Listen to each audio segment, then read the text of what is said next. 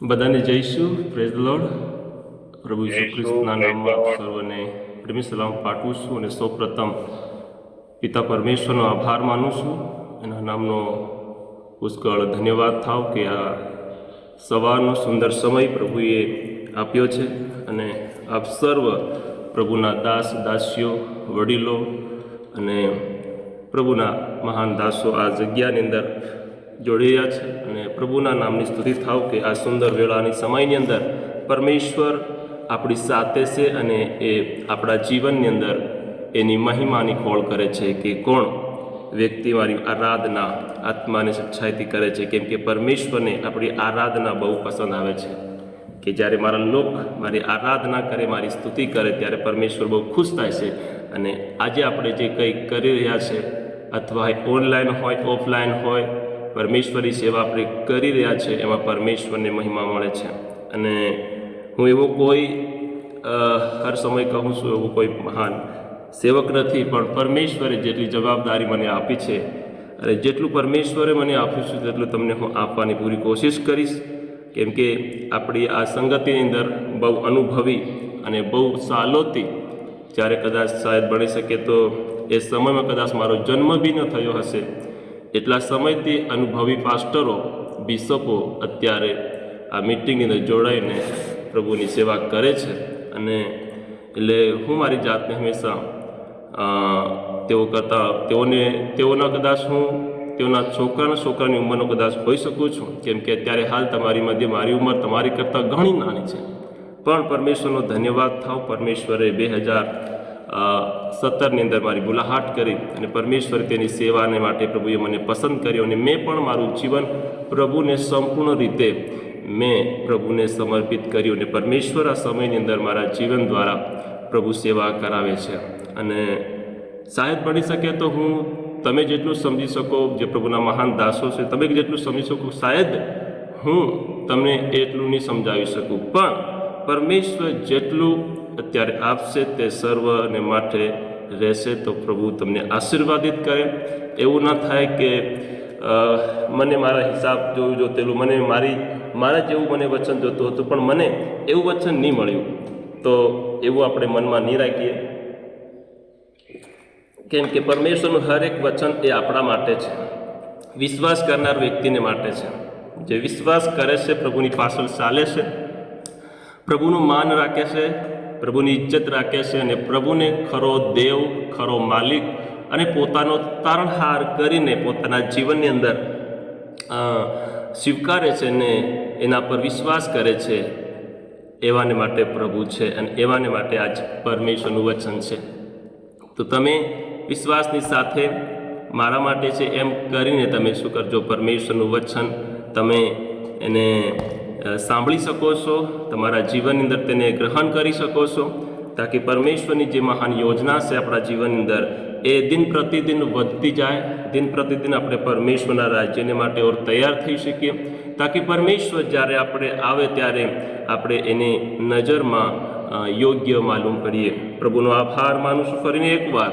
પ્રભુ આપ સર્વને આશીર્વાદિત કરે. બહુ ઘણા સમય પછી પ્રભુનું વચન હું તમારી મધ્યે લાવી રહ્યો છું અને પરમેશ્વર સહાયતા કરે, મદદ કરે, સારી મહિમા કેવલ ને કેવલ આપણા પિતાને થાવ. તો આવો આપણે પ્રભુનું વચન કાઢીશું. મારી સાથે તમે બાઇબલ ખોલી શકો છો. નીતિવસ્તુનું પુસ્તક એનો 18મો અધ્યાય અને એની 20 કલમ વાંચીને આપણે આજના વચનની શરૂઆત કરીએ. અને પ્રભુ આપણી સાથે છે, પવિત્ર આત્મા આપણી સાથે છે, પિતા આપણી સાથે છે. એ આપણને એની મહિમાને માટે આપણને આગળ ચલાવે અને દોરે અને એનો જે મનમાં જે ઈચ્છા છે પ્રભુની તે આપણા માટે અત્યારના સમયમાં તે પ્રગટ કરે. પ્રભુ આશીર્વાદિત કરે. જે કોઈને મળે તે વાંચી શકે છે. નીતિવચન 18મો અધ્યાય 20મી કલમ વાંચીએ. જી સાહેબ. માણસ પોતાના મુખના ફળથી પેટ ભરીને ખાશે અને તેના ઓઠોની ઉપજથી તે ધરાશે. Amen, amen, amen, amen. આપેલા વાંચેલા વચન ઉપર પ્રભુ આશીર્વાદિત કરે, એના આત્માનું પ્રકાશન પ્રભુ આપે અને પરમેશ્વર એની ગુડ વાતો આપણા જીવનની અંદર પ્રગટ કરે. પ્રિયો, આપણે ઘણી વખતની તમે વર્ષોથી આ વચનને પ્રભુનું સાંભળતા જઈને આવી રહ્યા છે, પણ પરમેશ્વરનું એક વચન બાઇબલની અંદર એક વર્ષ કે કલમ મને યાદ નથી, પણ પરમેશ્વરનું વચન એ હર રોજ આપણા માટે નવું તાજું અને ફ્રેશ આપણા માટે શિખામણ યા મર્મ યા કહેવાય કે આશીર્વાદ એ વચન દ્વારા આપણને મળે છે. દેવનું વચન ક્યારેય જૂનું થતું નથી. દેવ કહે છે કે હું આજ, કાલ અને યુગાના યુગ એક સમાન છે અને એ કદી બદલાતું નથી. પણ પરમેશ્વરનું વચન દિન અને પ્રતિદિન આપણે આજ વાંચીએ છીએ, તમે કદાચ વાંચો છો તો તમે કોઈ બીજા હિસાબથી તેને પ્રસ્તુત કરી શકો છો. પરમેશ્વરનો આત્મા હરેકને અલગ અલગ રીતેથી પરમેશ્વરના વચનોને આપવાને માટે પરમેશ્વરનો આત્મા ઉપયોગ કરે છે. કેમ કે આપણે તો જાણીએ છીએ બાઇબલ તો કેટલા વર્ષોથી પહેલાંથી આ ધરતીની અંદર લખાઈ ગઈ. તેમ છતાં હજી આ બાઇબલને કોઈ પણ વ્યક્તિ પૂરી રીતેથી હજી સમજી શક્યું નથી.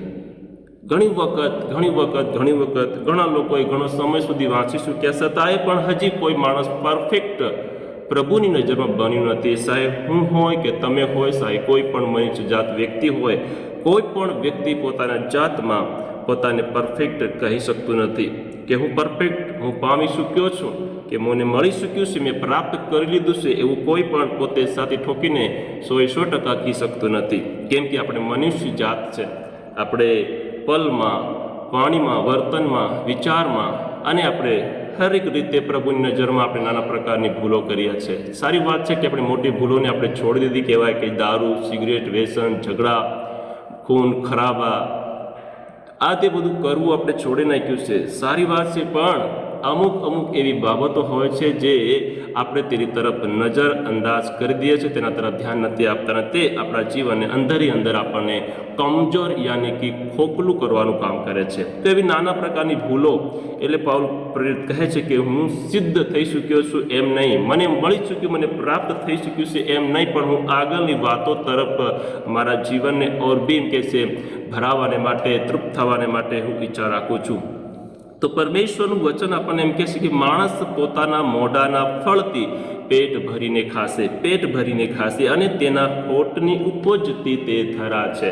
એના હોઠના ઉપજથી તે ધરા છે. માણસ મનુષ્ય યાની કે તમે અને હું, પરમેશ્વરની વાત આવતી નથી કે પરમેશ્વર એના ફળથી આપણને ભરશે. એ સારી વાત છે. બીજા વચનોની અંદર આપણે જોઈએ છીએ, પણ પ્રથમ શું કહે છે કે માણસ પોતાના યાની કે આપણે પોતાના મોઢાના ફળથી પેટ ભરીને ખાશું, અને બીજો કોઈ આપશે તો થોડોક સમય માટે ખાશું, પણ પોતાના મોઢાથી યાની પોતાની મહેનતથી, પોતે મહેનત કરીને જે આપણે હાસિલ કરીએ છીએ એ સદૈવ આપણી પાસે બની રહે છે, હંમેશાને માટે આપણી પાસે રહે છે. એને કોઈ છીનવી શકતું નથી. જે આપણે પોતાના મોઢાથી યાની કે પોતાના જીવનથી જે આપણે પ્રાપ્ત કરીએ છીએ, મેળવીએ છીએ, પરમેશ્વરનું દર્શન મેળવીએ છીએ, પરમેશ્વરની ગુલાહાટ મેળવીએ છીએ આપણા જીવનની અંદર, તે પછી આપણા જીવનને કોઈ છીનવી શકતું નથી અને તેના હોઠની ઉપજથી તે ધરા છે. નીતિવચન 12 અધ્યાયની 14 કલમમાં આ પ્રમાણે વચન કહે છે, માણસ પોતાના મુખના શબ્દોથી સંતોષ પામશે અને માણસના હાથોના કામનું ફળ તેને પાછું આપવામાં આવશે. દેખો, માણસના હાથોનું કામ પાછું તેઓને આપવામાં આવશે. યાની કે જે કામ આ ધરતીની અંદર આ સાંસારિક રીતેનું કામ નથી કર્યું, કે જે એક વ્યક્તિ સવારથી લઈને કહેવાય કે 8 વાગ્યાથી લઈને 7 વાગ્યાથી લઈને સાંજના 100 વાગ્યા સુધી જે કામ અને કાર્ય કરે છે ને તે મહેનત કરે છે, તેઓને એક રેટ હોય છે. મજદૂર તરીકે, કારીગર તરીકે તેઓને એક રેટ હોય છે. મજદૂર હોય છે તો આ સમયમાં તેઓના માટે 400 રૂપિયા મજદૂરી ચાલે છે, અને જો કારીગર હોય છે તો તેઓને શાયદ 700 યા 800 યા 900 1000 સુધી જેનું કામ હોય, જેવો કારીગર હોય એવા હિસાબથી તેઓનો રેટ રાખવામાં આવે છે. પણ અને તેઓના ઉપજ યાની કે શું કહે છે કે તેઓના હાથના કામનું ફળ તેઓને પાછું આપવામાં આવે છે. જેવું કામ જેવું કરે છે તેઓને ફળ આપવામાં આવશે. એટલા માટે માણસ અંત સુધી ટકી રહેશે એ પોતાના ઉપર ડિપેન્ડ કરે છે કે હું કેવી રીતે અંત સુધી, પ્રભુના આવતા સુધી, પ્રભુના રાજ્યમાં જવા સુધી હું કેવી રીતે મારા જીવનને ટકાવી શકું. એ ડિપેન્ડ આપણા પોતા ઉપર કરે. સારી વાત છે આપણા માટે કોઈ પ્રાર્થના કરે છે, સારી વાત છે આપણે બીજી કોઈની પ્રાર્થના દ્વારા ઉત્સાહિત થઈએ છીએ, સારી વાત છે કે આપણે સંગત કરીએ, સારી વાત છે કે આપણે પ્રભુની આરાધના કરીએ છીએ, આપણે બીજી સેવકાઈઓ કરીએ છીએ, પૌલ પ્રેરિત એમ કહે છે કે હું માણસોને ખુશ કરવાને માટે પ્રભુની સેવા નથી કરતો, અને જો હું માણસોને ખુશ કરનાર સેવા કરું તો મારામાં દેવનું રાજ્ય કંઈ નથી. તો આ એક સમજવા જેવી વાત છે આપણને. હું તમને કહેવા માંગુ ફરીને એકવાર, હું કોઈ શિક્ષક નથી, હું એક નાનો સેવક છું. તો સેવક રીતે તમને શીખવાડીશ. તમે શિક્ષણ રીતે કદાચ સાંભળશો તો કદાચ આનો મિનિંગ બીજો હોઈ શકે છે, તમે બીજી રીતે એને શીખવાડી શકો છો, પણ હું શિક્ષક રીતે તમને શીખવાડવા નથી માંગતો. હું તમારી મધ્ય પ્રચાર કરું છું, પરમેશ્વરની વાતને ફેલાવું છું જે પરમેશ્વરે મને આપી છે. માણસના હાથનું કામનું ફળ તેને પાછું આપવામાં આવશે. એક સમય આપણા માટે રાખ્યો છે. મજદૂરને સમય રાખે છે, એક મહિનાનો સમય રાખે છે કે એક મહિનાભરની અંદર કઈ રીતનું કામ કરે છે ને કેવી રીતે કામ કરે છે, એનું કામ કેવું સફળ છે, એનું કામ સારું છે. તો એ રીતે જો શું બરોબર કામ કરે છે તો એક ટાઈમ છે તેના માટે કે મહિનો ખતમ થાય ત્યારે એનો પગાર ગણવામાં આવે છે, હિસાબ લેવામાં આવે છે, ચોપડી ખોલવામાં આવે છે, કાર્ય જોવામાં આવે છે કે કેટલા ભાઈ આ બેની હાજરી કેટલી ભરાયેલી છે, એને કેટલું આપવું જોઈએ. તો એ માણસના કામ ઉપર, માણસના જીવન ઉપર ડિપેન્ડ કરે છે કે આપણે કેટલું પામીએ છીએ, કેટલું ધરાઈએ છીએ. બટા આપણે કહીએ પ્રભુ મને ભોજન આપ, પ્રભુ મને ભોજન આપ, પ્રભુ મને ભોજન આપ. પ્રભુ ભોજન નહીં આપે. આપણે હવે ઉઠવું પડશે. હતો એ સમય, ઈસુના સમયની અંદર લોકો ઈસુની પાછળ દોડતા હતા, સવારથી લઈને સાંજ સુધી દોડતા હતા. તેઓ દોડતા હતા અને ઈસુ જોતો હતો કે હવે આ ઘરે નહીં જઈ શકે, તો એના માટે કંઈ બંદોબસ્ત કરો. તો શિષ્યો દ્વારા બંદોબસ્ત કરવામાં આવ્યો. આપણે ઘણી જગ્યાએ વાંચીએ છીએ કે પ્રભુએ કેટલા માણસોને એ ભોજનથી તૃપ્ત કર્યા. પણ હવે એવા ભોજન નહીં કે મને હવે મન્ના મળશે. હવે મન્ના એ આપણો મન્ના એ દેવનું વચન છે પ્રિયો. હવે આપણા માટે કોઈ આકાશમાંથી મેહ રીતે મન્ના નથી વરસવાના, કે આપણા માટે હવે કોઈ અભિષેક કરીને પ્રાર્થના કરે તેનું ડબલ થવાનું નથી. હવે મન્ના એ તમારા ને મારા માટે એ દેવનું વચન છે. દેવનું વચન એ મન્ના છે જે આજના સમયમાં તમને ને મને જરૂર છે. જે શારીરિક જીવનને મજબૂત નથી કરતું, એ આત્મિક જીવનને મજબૂત કરવાનું કામ કરે છે અને પરમેશ્વરને નજદીક આપણને લઈ જવાનું કામ કરે છે. Praise the lord, hallelujah. એ છે પરમેશ્વરનું વચન જે આપણને રોજ દિન પ્રતિદિન માણસોથી ઊંચું નહીં, આપણને દેવની નજદીક જવાનું છે. હું હંમેશા મારા જીવનની અંદર જ્યારે બાઇબલ વાંચું છું, પ્રભુને કહું, પ્રભુ હું વચનોને પારખવામાંથી નથી આવ્યો, પણ હું મારા જીવનને વચનોથી પરખાવવા માટે આવ્યો છું. આજ ઘણી વખત આપણે માણસોને પારખીએ છીએ વચન દ્વારા, પણ નહીં, હું મારી જાતને એમ સમજુ, પ્રભુ હું કોણ છે કે તારા વચનને પારખી શકું? શું મારી ઓકાત છે આટલી કે તારા વચનને હું પારખી શકું? નહીં, પ્રભુ તારા વચનથી મને પારખ કે હું કેવો છું, મારું જીવન કેવું છે, મારે કેવું જીવન જોઈએ, મારે કેવી રીતે સેવા કરવી જોઈએ. હું હમણાં પણ મારા જીવન પ્રભુને પ્રાર્થના કરું કે પ્રભુ મારે કેવી રીતે સેવા કરવી જોઈએ તે મને શીખવો. શું મારી સેવાની અંદર હજી કોઈ ખોટ છે, કમી છે, ભૂલ છે? પ્રભુ મને દેખાડે ને, તાકી હું તારા અવાજ સુધી વિશ્વાસુ બની શકું. હવે હજી કોઈ પણ વ્યક્તિ પ્રભુ પાસે પહોંચી નથી શક્યો. એનો મતલબ નથી કે આપણે ઘણી બધું કરી દઈશું, આપણે હવે કરવાની જરૂર નથી. મને આ નિયમ હવે એને પાળવાની જરૂર નથી, મેં તો આ નિયમ બહુ પાળ્યો હતો. નહીં, અંત સુધી, ઈસુના આવવા સુધી આપણે નિયમની અંદર પાકું રહેવું પડશે. તો જ આપણે પ્રભુની નજરમાં ખરા કહેવાઈશું. વચન સાફ સરળ ભાષાની અંદર, શુદ્ધ ભાષાની અંદર લખે છે કે જે આગળ છે તે પાછળ નહીં, જે પાછળ છે તે આગળ થશે. આ પ્રભુના શબ્દો છે પ્રિય. એટલા માટે આપણે બેપરવાહની અંદર લાપરવાહી જીવન ના ગુજારીએ, પણ બહુ ગંભીરતાથી આપણે પરમેશ્વરના વચનો તરફ બહુ ધ્યાન આપીને આપણે જેટલું બને એટલું પોતાની જાતને પ્રભુને યોગ્ય ગમે એવું જીવન, એવી સેવા આપણે કરનાર બનીએ, તાકી આપણને જગતનું રાજ, આ જગતનું ધન દોલત, આ જગતની મોહમાયા, જગતનું માન જોતું નથી. હું એટલા માટે મહેન્દ્ર સાહેબને કહું છું, સાહેબ જ્યારે તમે મને કહો, કેમ કે તમે મારી પિતાની ઉંમરના છો, મને સાહેબ ના કહો, કેમ કે હું સાહેબ નથી, હું એક સેવક છે. અને સેવકનો મતલબ એક નોકર, એક માલિકનો નોકર. અને હું મારા જાતને પ્રભુનો નોકર સમજીને પ્રભુની સેવા કરું છું. હું સાહેબ કહેવા, હું લોકોને પણ મને સાહેબ ના કહો.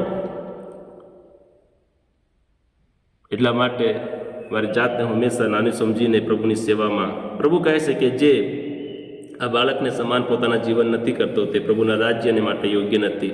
જો તમે મોટા થવા માંગો છો તો તમે નાના ભણે જીવન જીવો. પ્રભુનો ધન્યવાદ થાવ. પરમેશ્વર આપણને આપણા હાથોના કામનું ફળ આપણને પાછું આપે છે. એ પછી હવે આપણા જીવનની શારીરિક જીવન કેમ ના હોય, જ્યારે આપણે પ્રભુને માટે જીવન જીવીએ છીએ, પ્રભુને માટે આપણી પોતાની જાતને તૈયાર કરીએ છીએ, ત્યારે પરમેશ્વર આપણને આશીર્વાદિત કરે છે. ત્યારે પ્રભુ આપણને એના માર્ગની અંદર આપણને દોરેને ચલાવે છે. સદાચારી માણસ, પ્રભુનો ન્યાયચારી માણસ, ધન્ય માણસ, ન્યાયી માણસ તે પોતાનું ફળ પ્રાપ્ત કરે છે એના જીવન દ્વારા. એટલા માટે નીતિવચન 14 અને 14 કલમ કહે છે કે પાપી હૃદય વાળાને પોતાના જ માર્ગનું ફળ સાકવું પડશે, અને સારો માણસ પોતાની જ વર્તણૂકથી તૃપ્ત થશે. સારો માણસ તો આપણું કામ, પ્રભુ ઈસુ મસીહ ધરતી પર આવ્યા તો એ સારો બનીને જીવન જીવ્યા. જેટલા પણ તેઓએ કામો કર્યા, કાર્ય કર્યા, ક્યારે પણ પોતાનું જીવન ભૂંડું ના કર્યું. અને એવી જ રીતે સારો માણસ આપણે બનવાનું છે. પ્રભુ આપણને સારા બનાવવા માંગે છે. એ કેવી રીતે થશે? એ આપણા જીવન દ્વારા થશે. આપણે પોતે એના માટે તૈયાર થવું પડશે. યસ, હું પ્રભુનો એક સારો દીકરો, સારી દીકરી. પ્રભુ કહે છે કે તમે હવે નોકર નથી, પણ તમે હવે મારા દીકરા અને મારી દીકરીઓ છો. તમે હતા પહેલાં નોકરને સમાન, તમે જિંદગી જીવતા હતા, પણ હવે તમે મારા રાજ્યમાં યાજક વર્ગ છો. તમે મારા પસંદ કરેલા જાતિ છો. તમે મારી ઉચ્ચ પ્રજા છો, રાજમાને યાજક વર્ગ.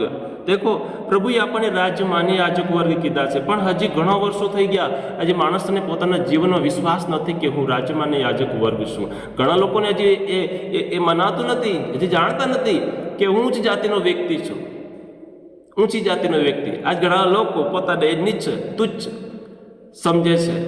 આપણે તુચ્છ નીચ નથી, આપણે ઉચ્ચ જાતિના વ્યક્તિ છે. પરમેશ્વરે આપણને મેન આ જગતમાં સર્વ કરતા પરમેશ્વરે આપણને મોટું પોઝિશન આપ્યું છે.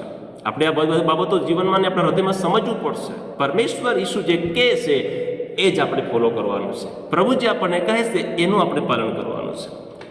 Praise God, hallelujah. પાપી હૃદયવાળાને પોતાના જ માર્ગનું ફળ સાકવું પડશે. દેખો, જે વ્યક્તિ પોતાના જીવનની અંદર પાપ રૂપીનું જીવન જીવે છે અને પાપને અનુસરે છે પોતાના જીવનની અંદર, નીતિવચનની અંદર લખવામાં આવ્યું છે, શાયદ કે એમ લખેલું છે,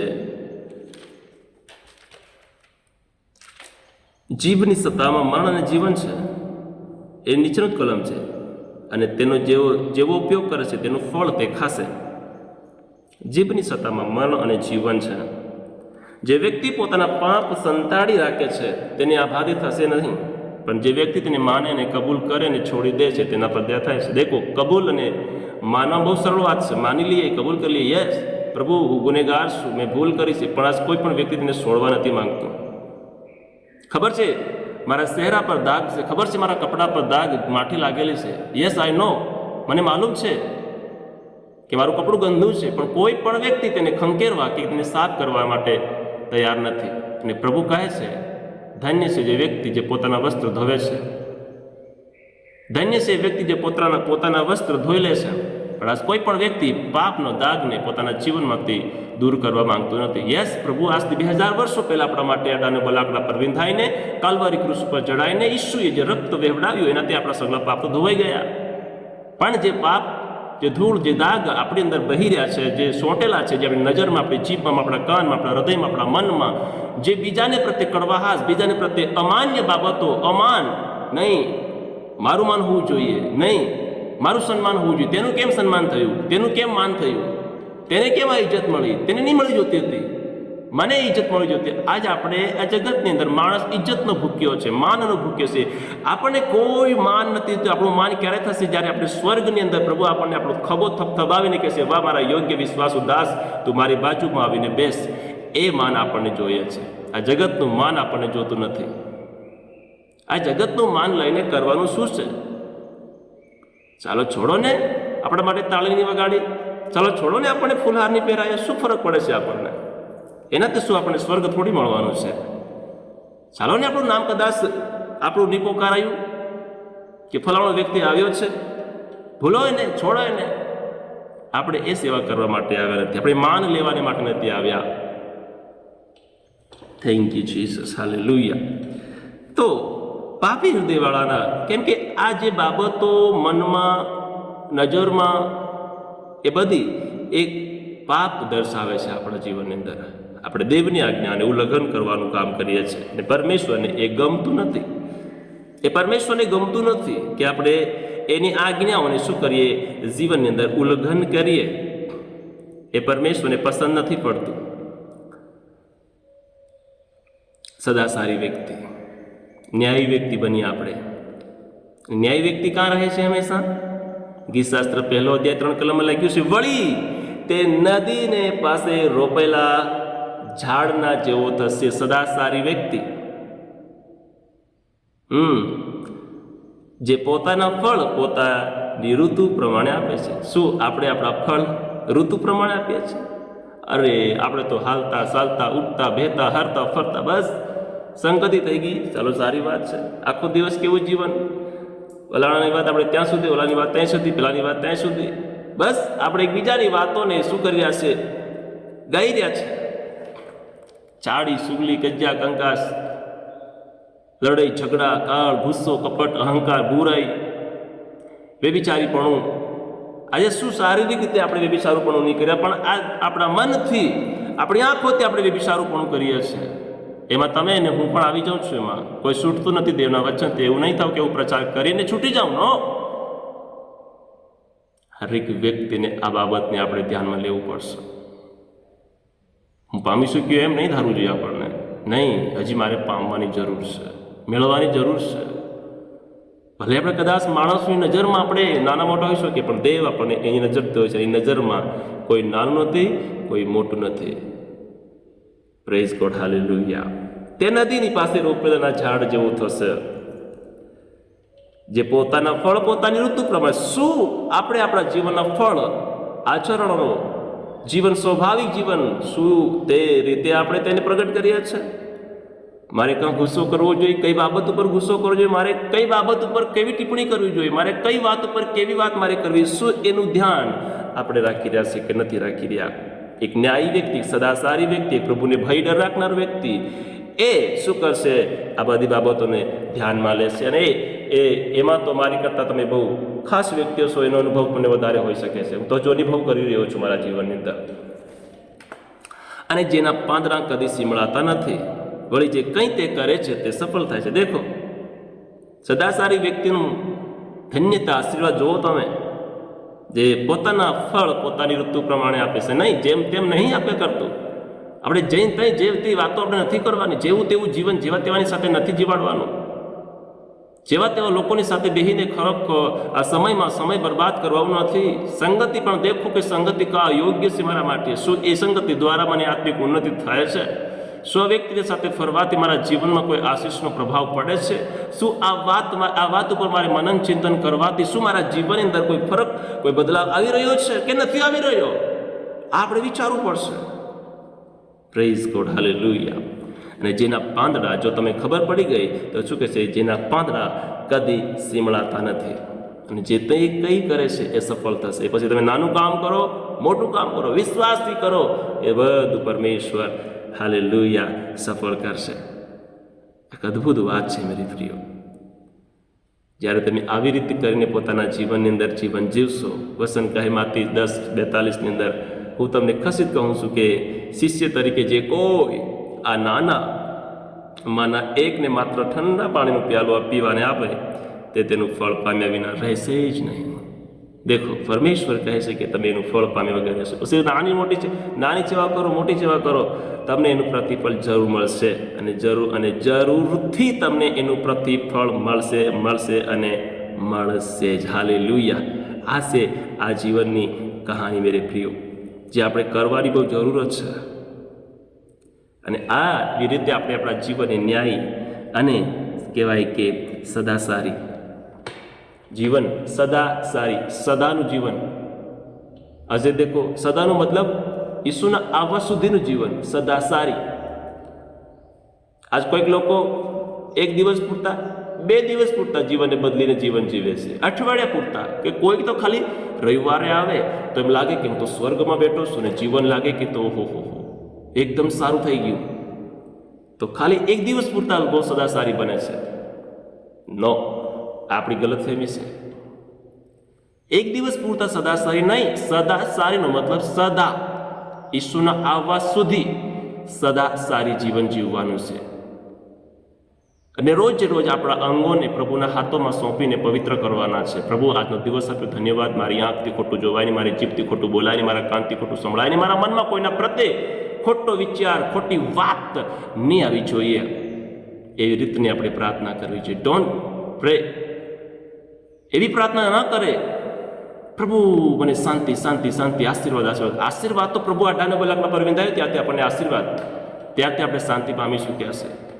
હવે આપણે આપણી આંખોમાં શાંતિ, આપણી જીભમાં શાંતિ, આપણા કાનમાં શાંતિ, આપણા હૃદયમાં શાંતિ આપણને જોઈએ છે.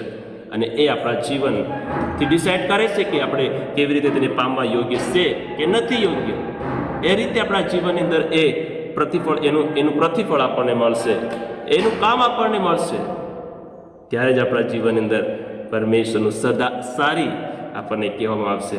એટલા માટે યશાયા નબીનું પુસ્તક એનો 60મો અધ્યાય અને 21 કલમ આ રીતે કહે છે કે વળી તારા સર્વ લોક ધાર્મિક થશે, તેઓ મારા મહિમાને અર્થે મારા રોપેલા રોપાને અંકુરો, દેખો રોપેલા રોપાના અંકુરો, અંકુર નહીં, એક વસન નથી, બહુ વસન છે, અંકુરો મારા હાથની કૃતિ થશે, તેઓ સદાકાળ દેશનો વારસો ભોગવશે.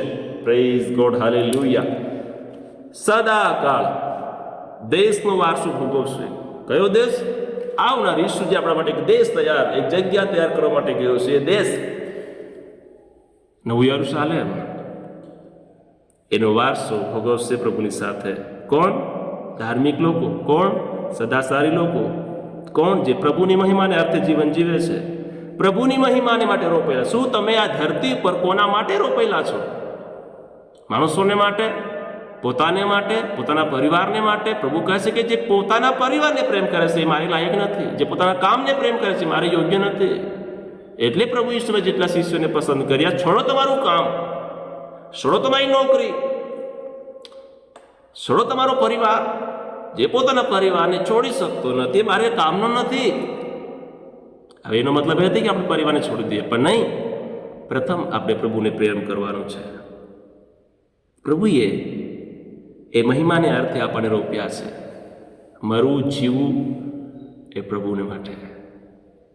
Praise God, hallelujah. મારા હાથની કૃતિ થશે, તેઓ સદાકાળ દેશનો વારસો ભોગવશે. અને 61:3 કહે છે કે સિયોનમાં શોક કરનારાઓને રાખને બદલે મુંગટ, શોકને બદલે હર્ષનું તેલ, ખીન આત્માને બદલે સ્તુતિરૂપ વસ્ત્ર આપવા માટે તેણે મને મોકલ્યો છે, જેથી તેઓ તેના મહિમાને અર્થે ધાર્મિકતાના વૃક્ષ યહોવાની રોપણી કહેવાશે. Amen, hallelujah.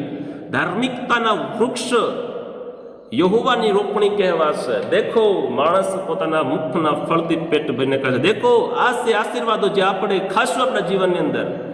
ઓ જીસસ, પરમેશ્વરે આ ધરતી અંદર આપણે રોપ્યા છે. દેવ કહે છે તમે મને પસંદ નથી કર્યા, પણ મેં તમને પસંદ કર્યા છે. ઘણા લોકો કહે છે હું આવ્યો છું, મેં વિશ્વાસ કર્યો છું, મેં હું. નો, પ્રભુએ કર્યું છે આપણા માટે. પ્રભુએ મને બોલાવ્યો છે. જો પ્રભુ મને નહીં બોલાવતો તો હું આ કામને માટે યોગ્ય જ નહીં હતો, લાયક જ નહીં હતો. પ્રભુએ મને બોલાવ્યો છે, પ્રભુએ મારું તેડું કર્યું છે. હું જે કહીશું એ આજે પ્રભુ દ્વારા છું.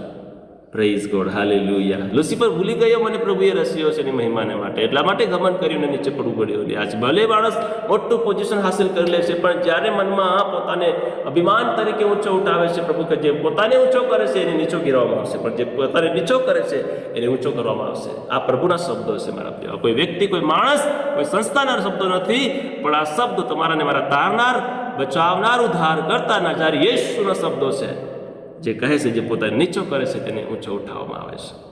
અને એ જ વ્યક્તિ યહોવાની રોપણી કહેવાય છે. એ જે વ્યક્તિ દેવનું વૃક્ષ કહેવાય છે, જેના દ્વારા અન્ય જાતિ લોકો આશીર્વાદિત થશે, એના દ્વારા ઘણા પરિવારો બસવામાં આવશે, એના દ્વારા ઘણી આત્માઓ નાશમાં જાતા, અંધકારમાં જાતા તેઓને બસાવવામાં આવે છે. એ વૃક્ષ તમારે ને મારે બનવાનું છે. Praise God, hallelujah. પ્રભુના નામની મહિમા થાઓ, પ્રભુના નામની સ્તુતિ થાઓ. સાંભળી રહ્યા છો બધા મને?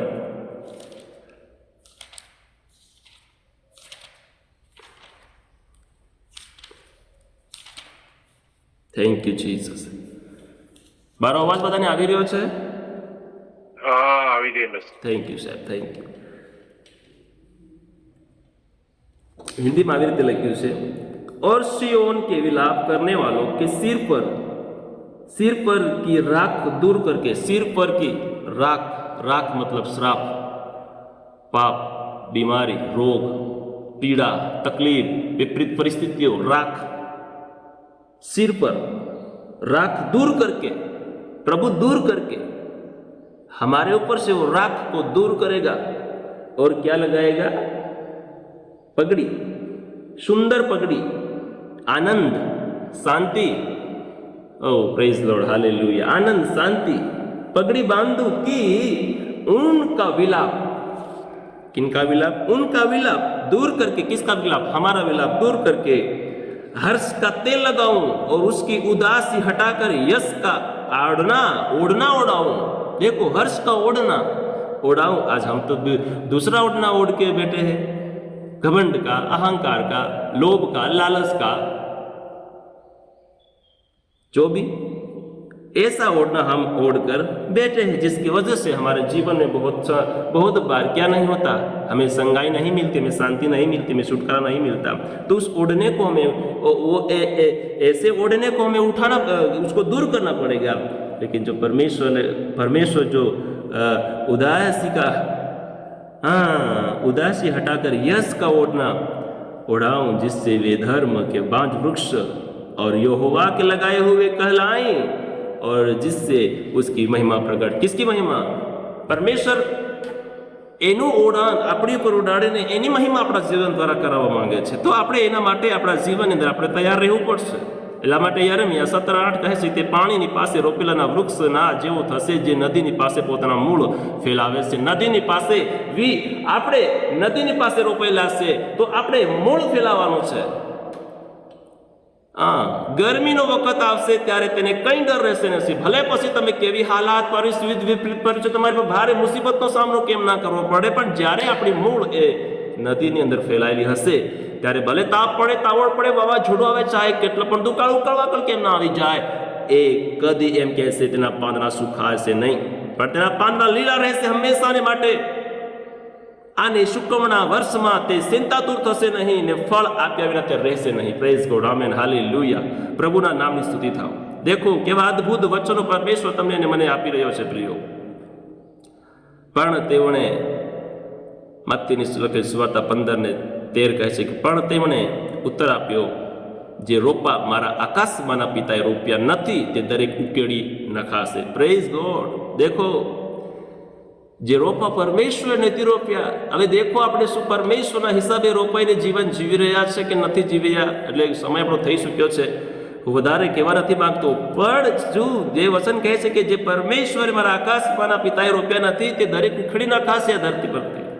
એના માટે આવનાર જીવનમાં તેને કોઈ પરમેશ્વર નથી મળવાનો. એવા લોકો અંતે કહેશે કે પ્રભુ મેં તારા ભૂતો કાઢ્યા, મેં તારા નામે ઘણી બધી ભવિષ્યવાણીઓ કરી, મેં ઘણા બધા લોકોને લાવ્યા, મેં ઘણી બધી મંડળી બાંધી, મેં ઘણું બધું તેમ કર્યું. પ્રભુ કહેશે કે હું તેઓને જાણતો નથી, તમે કોણ છો? એટલા માટે આપણે એ શબ્દ આપણે કાને ન સંભળાય, એના માટે આજથી આપણા મુખના ફળો બદલી દઈએ, આપણા જીવનના ફળો બદલી દઈએ, આપણી સેવાના ફળો બદલી દઈએ, આપણું કામ કરવાની રીત ભાત બદલી દઈએ. હન્ના પ્રાર્થના કરતી હતી પણ તેઓને ઉત્તર ના મળતો હતો, પ્રાર્થના બદલી નાખીએ.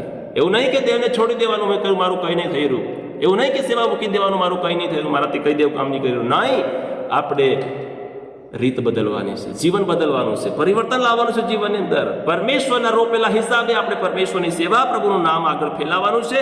પરમેશ્વરને મહિમા મળે એવી રીતનું આપણે આ સમયની અંદર જીવન જીવીને મારે પ્રિયો આપણે જીવનમાં આગળ વધવાનું છે.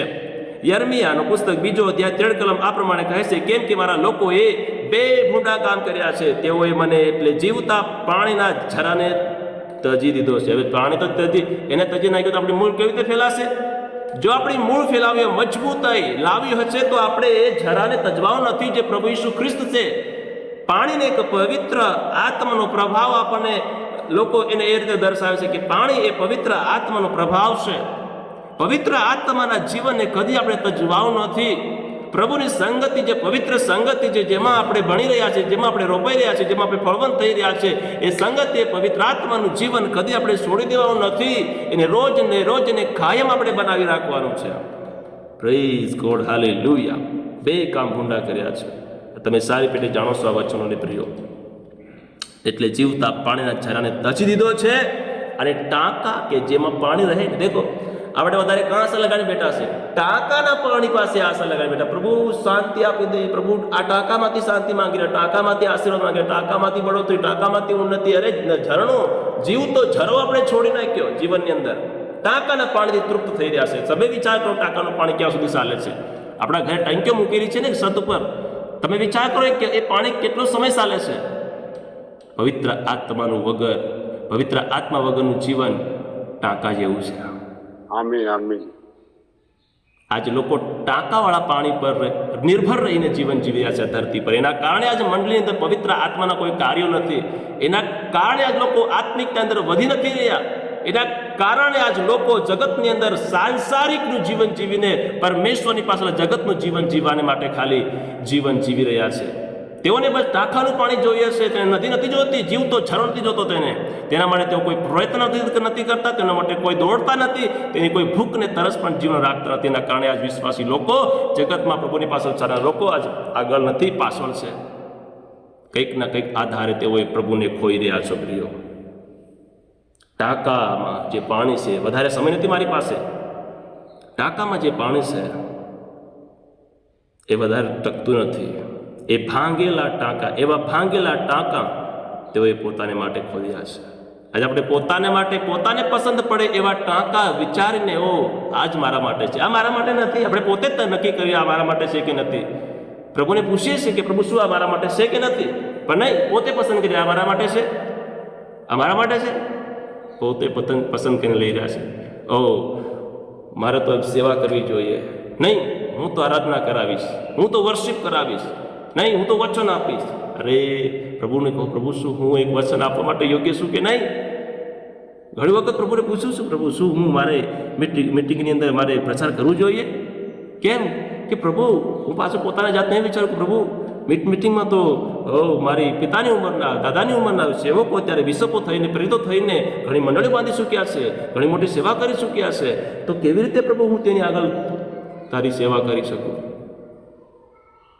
પ્રભુને કહું છું, પ્રભુ તારી જે યોજના હોય તે વાતો મને આપો. કે તેઓ મને જજ ના કરે, પણ તેઓ પોતાના જીવનની અંદર પોતાનું વચન લે. એટલા માટે હું ઘણી વખત સાહેબને મના કરું, સાહેબ હું સાંભળી લઈશ. એટલા માટે હું રોજ સાંભળું બી છે. એટલા માટે હું વધારે પણ પરમેશ્વરનો ધન્યવાદ થાવ. પરમેશ્વરનો આત્મા એ મહાન છે સર્વ કરતા, જે આપણને આ ક્ષમતા પૂરી પાડે છે. એ ટાંકાનું પાણી, આ વિશે હજુ મારે તમે સમજી જશો, સમજી ગયા હશે કે આપણે ટાંકાના પાણીથી તૃપ્ત થઈને જીવન જીવી રહ્યા છે. આ સમય વધારે આ ટાંકાના પાણીથી આ કામ વધારે નહીં ચાલે પ્રિયો. જો પ્રભુ આના અવસાન સુધી આપણે ટકી રહેવું પડશે તો એ જીવતો ઝરો ખોળો, જીવતા ઝરાની પાછળ દોડો, ટાંકાઓની પાછળ ના દોડો. મને આ સંગાઈ મળશે, મને ત્યાં સંગાઈ મળશે, મારા શુક્ર ત્યાં સાથે પેલો ફલાણો સેવક મારા માટે પ્રાર્થના કરશે, મારા પર હાથ મૂકશે, મને સંગાઈ મળશે. ડોન્ટ, આવું ક્યારે ના કરો જીવનની અંદર. જીવતા જરાને પકડી લો, જીવનમાં ઓટોમેટિક શાંતિ, આરામ અને તમારા જીવનની અંદર પરમેશ્વરના અદ્ભુત કામો પ્રગટ થશે. હાલેલુયા. આપણે જીવતા જરાને તજી નાખ્યો છે.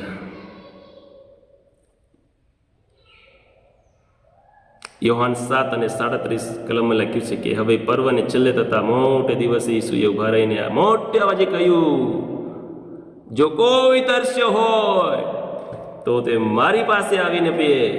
શાસ્ત્રના વચન પ્રમાણે જે કોઈ મારા પર વિશ્વાસ કરે છે તેના પેટમાંથી જીવતા પાણીની નદીઓ વહેશે. Amen, hallelujah. નદી નહીં વહેશે. દેખો તમે એક જીવતા જરાની પાછળ જોડ તમારી મૂળ ફેલાયેલી હશે. એક જીવતા જરાની અંદર આપણે એ જીવતા જરાનું પાણી પીનારા હશે ત્યારે શું કહે છે? આપણા પેટમાંથી, આપણા જીવનથી નદી નહીં, નદીઓ. ઇબ્રાહીમને પરમેશ્વર કીધું તને જાતિનો નહીં, સંતાનનો પિતા, જાતિઓનો પિતા તને હું બનાવીશ. આ છે એ આશીર્વાદ, આ છે એ આપણા ફળ જે પેટ ભરીને આપણે ખાશું. આ છે આપણી ઉપજ. આ ઉપજ આપણે આપણા જીવનમાં કમાવાની છે પ્રિયો. જીવતા પાણી નદીઓ વહેશે, પણ તેમના પર વિશ્વાસ કરનારાઓને જે આત્મા મળવાનો હતો તે વિશે તેમણે એ કહ્યું, કેમ કે ઈસુ હજી મહિમાવાન થયું નથી. Praise the lord. આ રીતે પરમેશ્વર આપણને એના લોક બનાવવા માંગ્યા છે. માણસ પોતાના મુખના ફળથી પેટ ભરીને ખાશે અને તેના હોઠોની ઉપસ્થિતિ ધરાશે. ધન્યવાદ થાવ પ્રભુનો. માફ કરજો, 6 મિનિટ વધારે થઈ ગઈ છે. પ્રભુ આજના વચન દ્વારા આપ સર્વને આશીર્વાદ કરો. આમીન.